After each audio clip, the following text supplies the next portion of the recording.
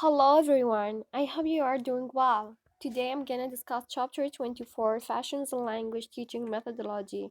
So let's start with a brief introduction.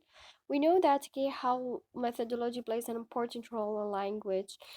It shows the complex undertaking that's shaped by views of nature of language, of teaching, whether or maybe by learning language specifically or teaching in general.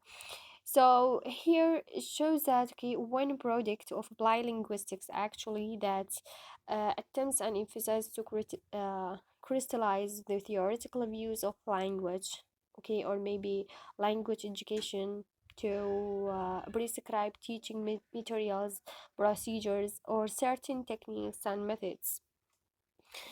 We know that methodology it means that if we want to go and differentiate between methodology and methods. Actually, the term of methodology that refers to the specific procedure, or maybe it refers to techniques used to identify, select, process, or maybe analyze information about topic. The methodology section actually allows the reader to critically evaluate studies' overall validity or maybe reliability. Here, this methodology it refers to overarching strategy. It refers to relational of his research projects, or maybe it refers to the methods that use in his field. So this methodology tends to be employed actually in language teaching. So what is the difference between methodology and method? As mentioned before about the definitions of methodology, while methods actually are the specific tools and procedures the researcher and maybe or the teacher uses to collect and analyzes or to collect and analyze certain data.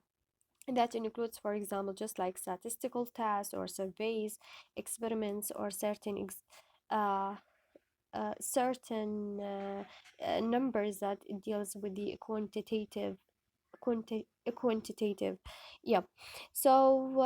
Here, as if I said before, it refers to denote it denotes the study of the system or range of methods that are used actually in teaching, in general, and in language in general and teaching in particular. So let's go here. We have the most important scholars who are Richards and Rogers in 1986 and 2001.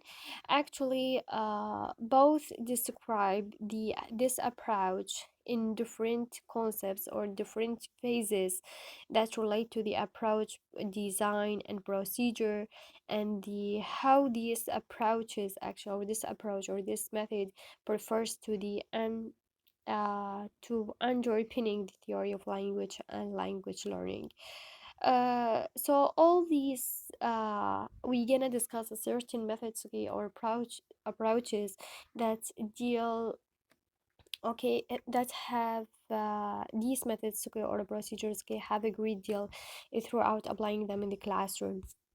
So let's start with the origin, or let's move to the origin of the method.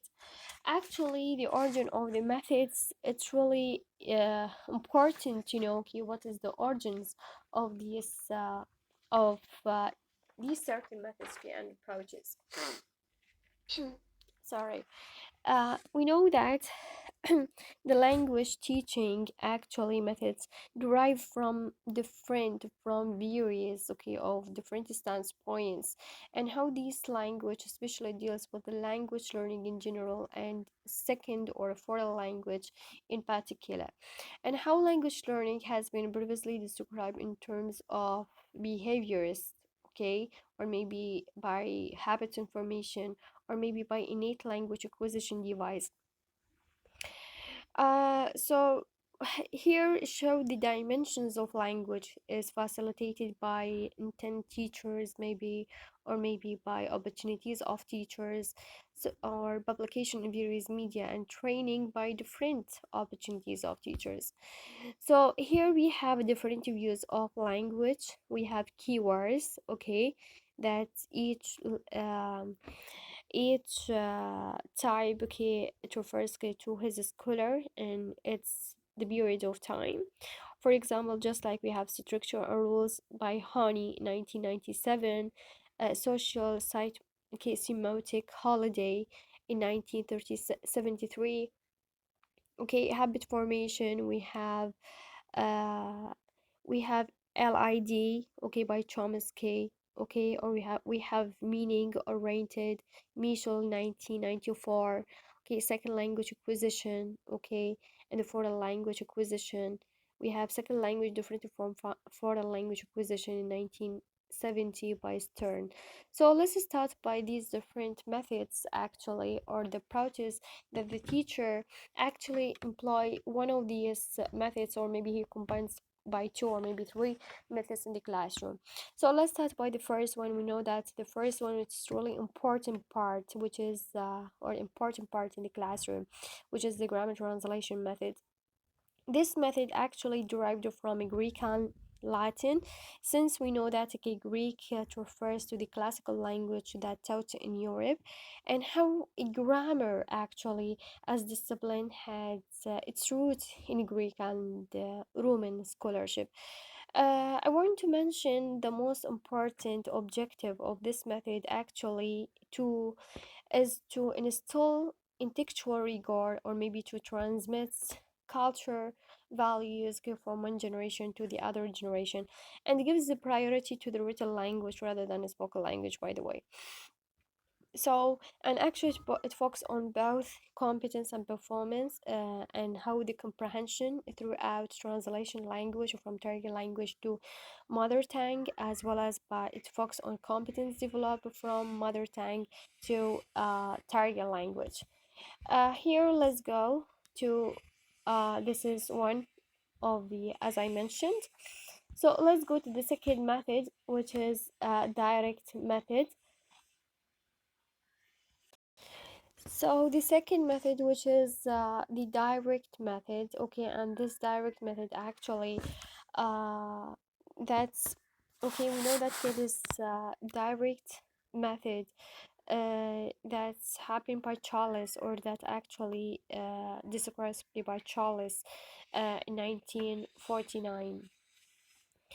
And this, okay, is actually this method, it focuses on the teacher's roles, okay, is to supply contextual support for the learners, and without resources to the learner's mother tongue actually. And most important thing about this method actually, it focuses on what, okay, it focuses on the listening and speaking, which precede both reading and writing. So grammar actually is, as if we know, is as if inductive maybe. It refers to the most important scope that's used in the spoken language rather than a written language. The third method, okay, which is audiolingual method. This method that's proposed by what? That's proposed by